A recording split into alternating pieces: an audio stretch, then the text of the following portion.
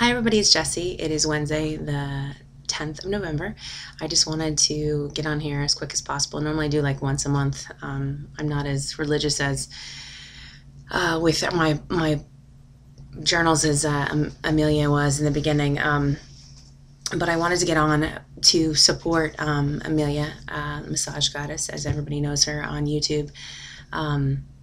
It's not easy. If weight loss was easy, none of us would have had life altering surgery, and we've all sort of come up and down with each other and gone through things, and I am at the beginning. Like, I'm almost 5.5 months post-op and already sort of going through some of the challenges of it.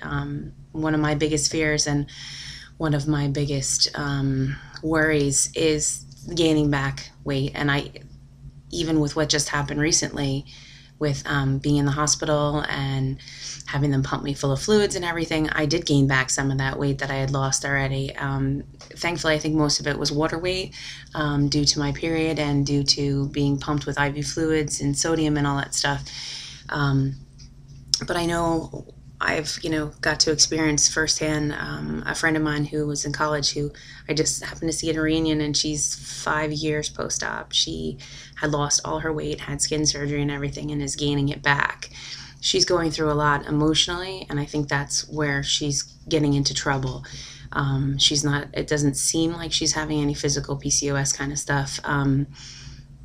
But her mother-in-law died, and it's just been really rough. And obviously, some of us are emotional eaters, and when you get to a certain point with this whole gastric bypass thing, supposedly we're allowed to eat anything we want and not have dumping syndrome and not have some of these issues. And when that comes, it's going to be even more challenging for all of us.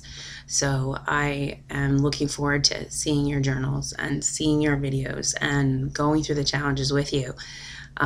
You were one of the biggest helps. I watched from like point A to point B, from start to finish, when you were kind of at goal and sort of struggling with things, and even after, before my surgery,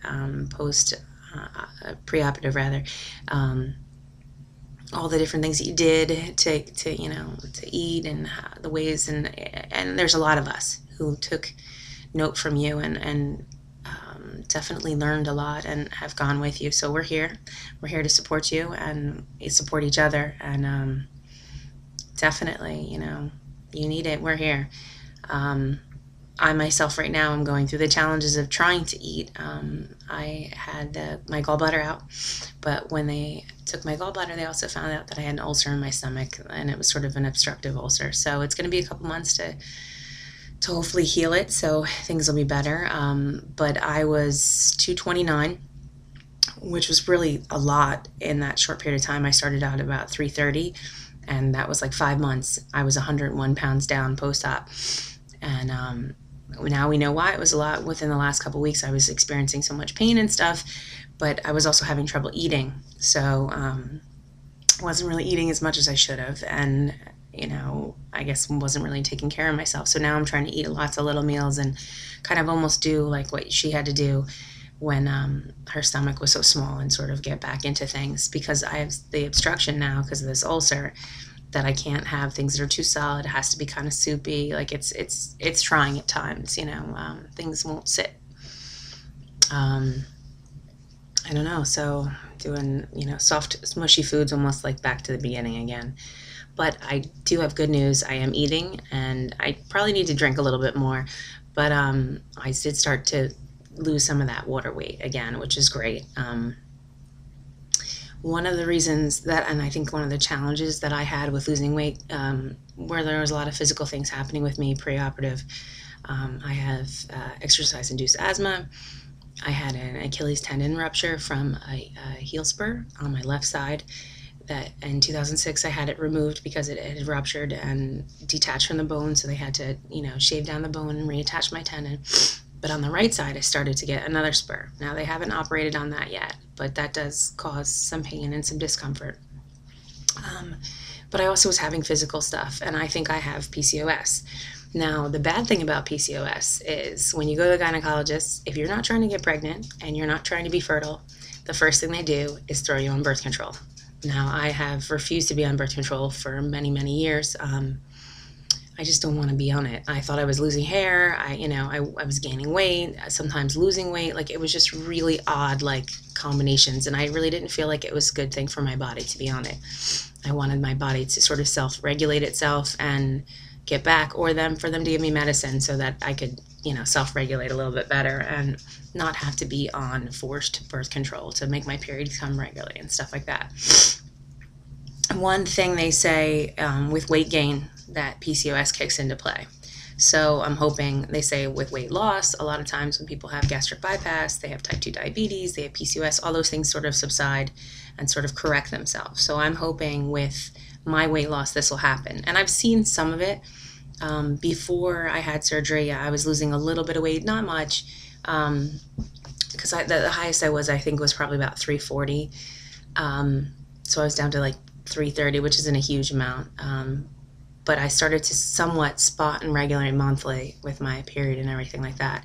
Now, since surgery, it's been screwy. I was spotting a little bit, and then in August, I had a tremendously horrible period that it was so bad that it sent me to the emergency room.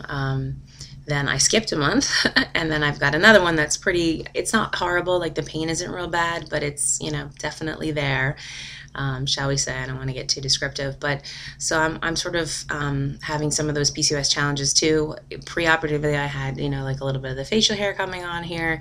I just did a really good job of trying to, keep it under wraps and to take care of it, and it's a pain in the butt. I had early signs of diabetes, but no diabetes like when they give me tests and stuff like that. My thyroid and all that stuff, everything came out good. But like some of the signs, I guess, of PCOS and type 2 diabetes are like in the folds of your skin, you have discoloration. So it seems to be like tanner in those areas. I have that, unfortunately. I'm kind of hoping that maybe that'll go away, or who knows, if I get to the point where I have skin surgery, some of it can be cut off or something. So I don't know. I mean, we're not all going to be perfect, and I know that. But I just wanted to show my support. It's hard. It's not easy. I still crave sugar like crazy sometimes, and I want tons of chocolate, and you can't have it. It's not good for you, and it's not easy at all. Right now I'm struggling with being home and trying to get my sleep schedule and at a normal pace, because I find myself in this nocturnal phase where I'm up, a lot at night, and I'm sleeping during the day, and I'm home and there's nothing for me to do. It's been challenging, not just being, taking the Carafate or whatever that I have to take before, the Nexium. Those are kind of easy things. It's more like getting myself to drink and stuff. I think I'm a little bit on the dehydrated side, but I do have my water right here. So I plan to, start chugging away at this as much as I can and try to get it down. But I did have some eggs earlier and some soup and stuff, so I am eating, which is good. A little bit more semi-soft things.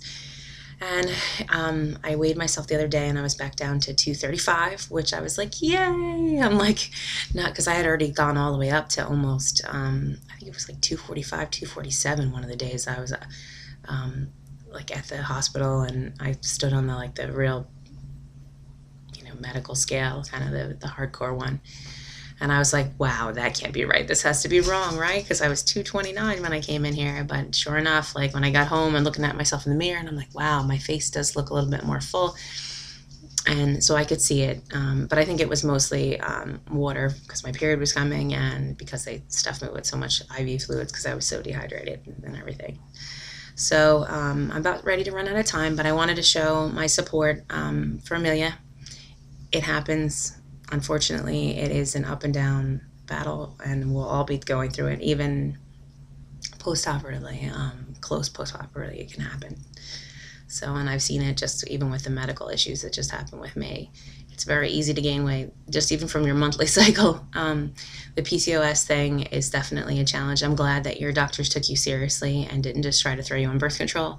To counteract the hormone craziness. My chiropractor, actually, I might be doing something called a saliva testing, so they can see what's going on hormone-wise, because there are ways to just affect all that stuff through vitamins and things too. So that might be something you might want to look at.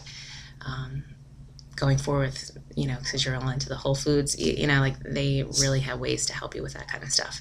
So